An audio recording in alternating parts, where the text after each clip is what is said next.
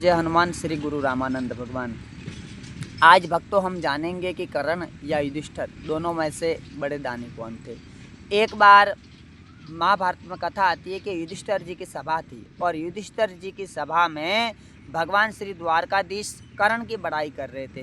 द्वारकाधीश भगवान ने कहा कि कर्ण जैसा दानी वर्तमान में संपूर्ण धरती पर कोई नहीं है। तो अर्जुन ने कहा कि प्रभु आप मेरे बड़े भ्राताश्री की सभा में आप कर्ण की बड़ाई कर रहे, तो क्या मेरे बड़े भ्राताश्री के दान पुण्य में कोई कमी है।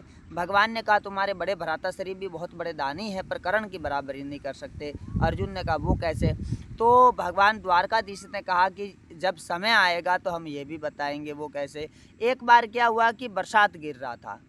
पहले के समय में महीनों महीनों तक झड़ी लगती थी बारिश की। पहले समय महीनों महीनों तक झड़ी लगती थी बारिश की।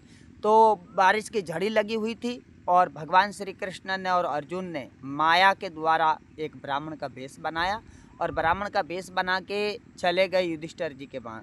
और युधिष्ठिर जी को कहा कि हम दो ब्राह्मण हैं, हमको भोजन करना है और हम चंदन की लकड़ी से बना के ही भोजन करते हैं और अपने ही हाथ से बना के भोजन करते हैं।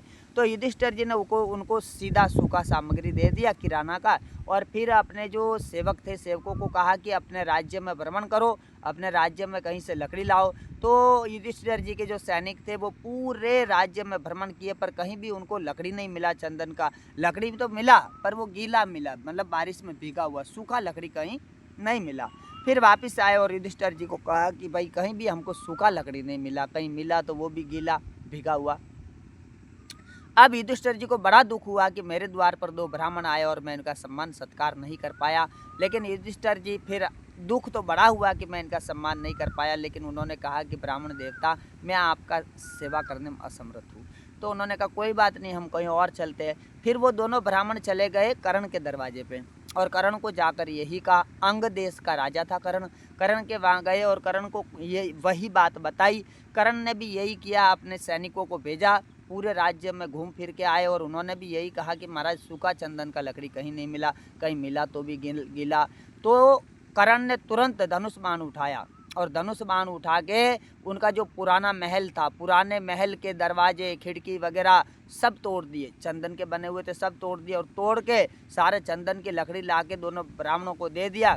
और कर्ण ने कहा कि आप भोजन सिद्ध कीजिए और अगर आपको लकड़ी की ज़रूरत पड़े तो आप बताना, जिस खाट पर मैं सोता हूँ वो मेरा खाट भी चंदन की लकड़ी का बना हुआ, उसको भी मैं तोड़ दूंगा। फिर भगवान द्वारकाधीश ने अर्जुन को कहा कि अर्जुन तुम्हारे बड़े भ्राताश्री युधिष्ठिर जी के उनके भी खिड़की और दरवाजे चंदन के ही थे, वो जिन खाट पर सोते उनका भी खाट चंदन का ही था। तो ये सुनकर कर्ण को अर्जुन को समझ में आ गया कि मेरे बड़े भ्राताश्री कर्ण और युधिष्ठिर जी में क्या अंतर है। जय सिया राम, जय हनुमान श्री गुरु रामानंद भगवान।